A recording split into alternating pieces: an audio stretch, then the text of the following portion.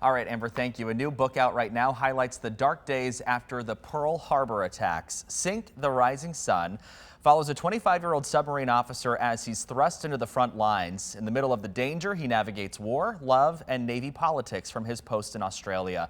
But the book also has a real-life West Michigan tie. Holt stood awkwardly outside Anna's door for several minutes until his watch struck 1900 hours. He swung the brass door knocker and fumbled with a bouquet of daisies. Only flowers he could find, damn it. The door was slowly opened by a broad-chested man filling the entryway, gray hair on the sides of his head, but otherwise bald. He stared at Holt through thick spectacles wrapped in chunky black frames. "Hello, sir," Holt squeaked, and suddenly cleared his throat. "I'm here to call on Anna." The man glowered. "We'll see about that, young Jimmy," he said, and gruffly invited Holt into the parlor. Joining us now is Shawn Moulenbelt, the audiobook voice actor. Shawn, you're a local guy here. We got to see a little bit of a couple different sides of you in that. Talk about the book. This is really cool. Well, my cousin John, so my mother had a brother and a sister, Uncle Phil's son. John and I are the same age. I joined the Army, and regrettably, he joined the Navy. No, I'm just kidding. He joined the Navy, and he went into the submarine program. So we both, early in our careers were military, and then he got out and he went into journalism. Okay. So eventually, he's written a lot of articles and that type of thing. Yeah, there we are. I visited him a couple of years ago. That's in the Colorado River in Arizona.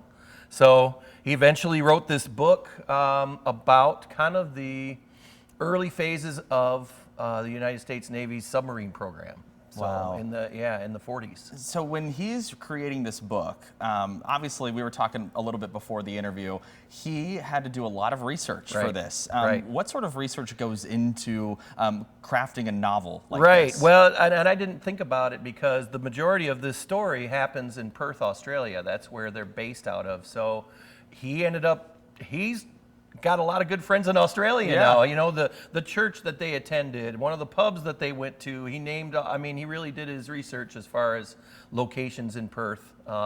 So that was part of it. He just did a deep dive on everything, really. Wow. It's That's well really done. cool. Yeah, a lot went into this. From the moment that he had the idea to the moment that it was published and on shelves, how long did that process take? I know that was, don't quote me, but I know it was well over a year because, as I'm sure you guys develop stories and things, the idea starts and then it takes way longer to edit it down and get it into a viable form. So, and between that and the editing, which is a lot like the audiobook, getting the raw data in there is one thing, but then editing it all out takes twice as long. Well, I mean, you got the research involved, you've got all of that, and you've got to whittle it down to what you have as the novel. Yeah, Speaking of the novel, we hear your voice in the audiobook. Right. Of course, that's the whole point of this interview. When he asked you to do the voiceover for this, what was your reaction? Well, honestly, it's the other way around. Okay. I hit him up because I knew he had the book and I read it and I really liked it. This is kind of my kind of book anyway, but I'm in my shop all day and I have to wear hearing protection, so I listen to books all day long. Yeah. And I thought, man, it would be cool to narrate one. So I just asked him, I go, what do you think? He said, if my book sells 1,000 copies, I'll look into. Well, it released in December and it sold 1,000 copies by New Year. So, wow. Yeah. So, I mean, for your first book, that's really good. So I said, listen, let me audition. If I'm not good enough, don't hire me, but I just want the chance to.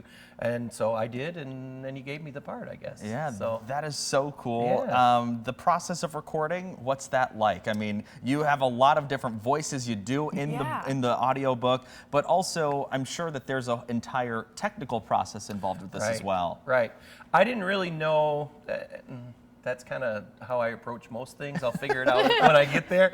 But I've always been involved in music for a long time and recording music.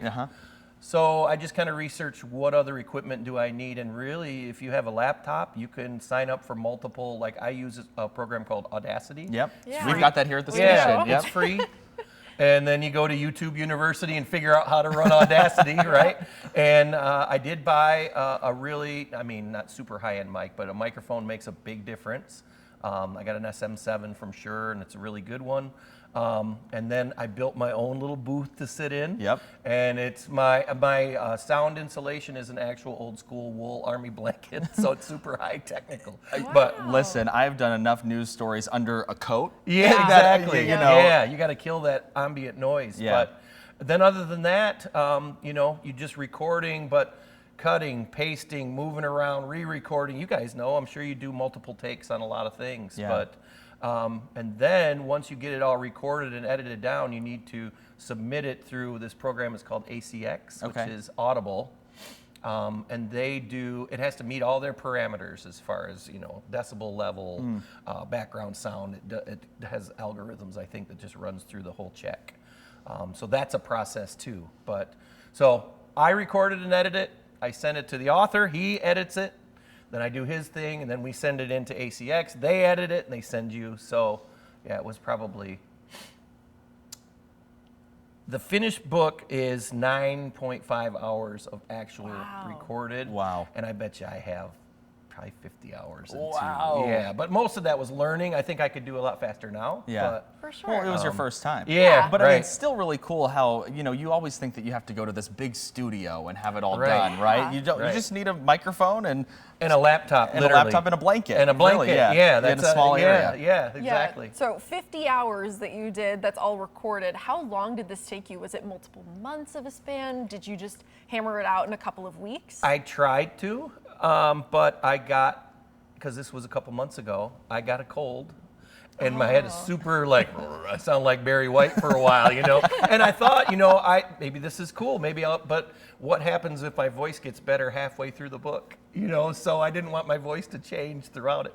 So If you need a raspy character, though. yeah, right? You it know. did work out for the, you know, the Scottish dad. That worked out pretty good. So, but yeah, it probably took a month off and on, you know. Okay, yeah. But I learned too, there's multiple settings that you have in there. So I'd do a whole chapter, think cool, and then you listen to it the next day, and some settings were wrong, and it sounds like you're in a tin can, or Yeah. it sounds like you're under a blanket, or you know. I call it it's bad. chicken noodle soup can audio when I'm doing Exactly. that. So Yes. let's talk about the accents, because you kind of Okay. you kind of do have to flex your acting muscles a Right, little bit, right? right. How do you go about even getting into character? For one, you're not even going to see the character. You Right. really have to shine through who they are in the Yeah. book, but also their voice. Yep.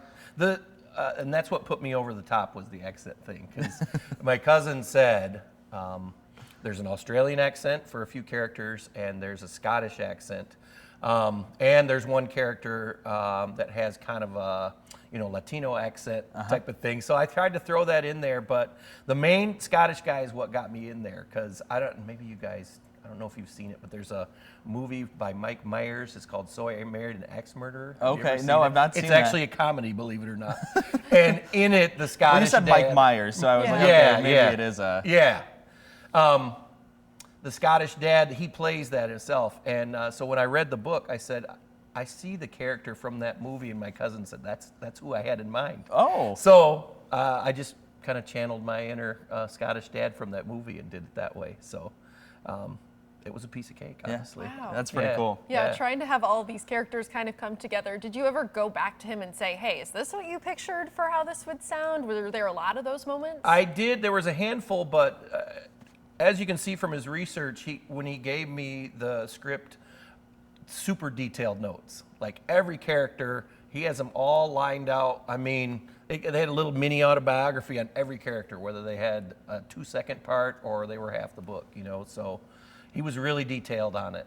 Yeah. Did you have to do any research of your own in that Pearl Harbor era, the 40s era, when you were doing this to kind of get, I mean, I know that you tried to put a little 40s spin on some of the accents there, Yeah. but what sort of research did you have to do going into this? My biggest thing was in the book, there's so many little islands and islets. Everywhere that this sub goes, there's a lot of names in there. I'm like, I got no idea how to pronounce any of these. So A, had to find them on a map. B, Yep. had to listen to how they're pronounced. I mean, that was a big part of it, just learning how to pronounce a lot of those words. Yeah, So, absolutely. Yeah. So you're a vet yourself. I am. How Yep. does it feel to be able to honor the veterans of Pearl Harbor and that era in this way? It's just a huge thing for me because I try to get involved in the veteran community as much as I can, as a lot of other veterans do. We just kind of help each other in circles. So Yeah, this is just one more way. The audiobook thing, I've always been wanting to break into it. So whether I get to do another one or not, I don't know. But yeah, I mean, I had a guy come up last night, and his grandfather was kind of in that era. So I gave him one of these books. You know, he was reading the back. He goes, "Oh, that's cool." So yeah, I'm already kind of seeing some response from other vets. That's very cool. Yeah, no, that's definitely incredible to hear about. I know you said that you're not sure if you're gonna be able to do another audiobook. Is that something you would be interested in? Did this inspire you to maybe even write your own someday? Well, yeah, as a matter of fact, I did, because one of the other things I do, I make knives for a living. I was gonna say, you're kind of a jack of all trades. Yeah, it's, I should call my company Good Enough to Get Paid, because I do I do a lot of things okay, good enough to get paid, but yeah, maybe I'm a little ADD in that regard, but I bounce around a lot. So I wrote a book about knife making. It's a very short one. It's only like 30 pages, more of a how-to.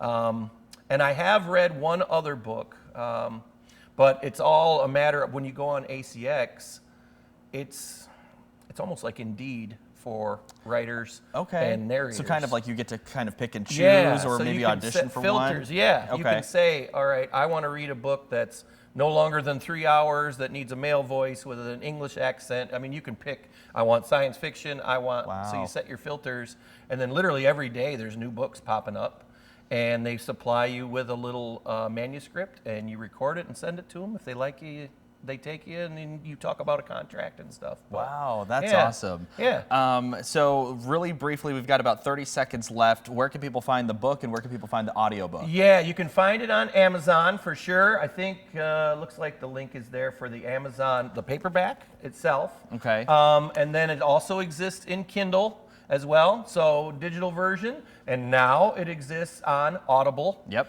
I don't know if they put it on other formats other than Audible. I have to check. I think it's possible to get it through other audiobook providers as well. Okay, very cool. And just to reiterate how big the book is, I was looking, it's actually on like the top 100 list for the war genre right now, which is pretty cool. When it first came out, he was ahead of Tom Clancy's latest release. He's got a ghostwriter now. He passed a while back, but he sent that to me. My cousin did. He goes, "Who's this Tom Clancy guy?" He's like, you know? and he was ahead of him for a little while, so that was a big deal, and it continues to sell well. So you know, obviously, we're hoping that the Audible version will as well. All right, yeah, you heard it there. You can get it on Amazon and also listen to Shawn's voice in that Audible voice audiobook. We appreciate your time, Shawn. Well, Thanks for coming in. Thank you guys for having me. I appreciate it. Of course. Yeah.